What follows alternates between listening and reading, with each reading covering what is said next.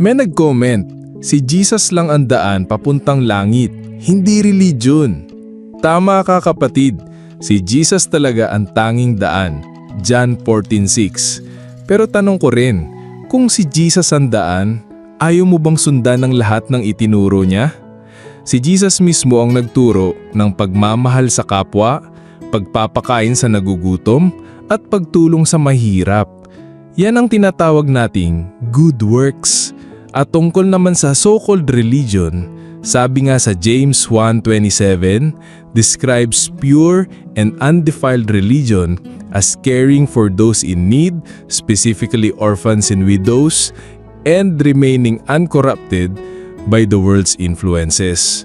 Kaya hindi natin tinatanggihan si Jesus, kundi sinusunod natin siya ng buo sa pananampalataya at gawa.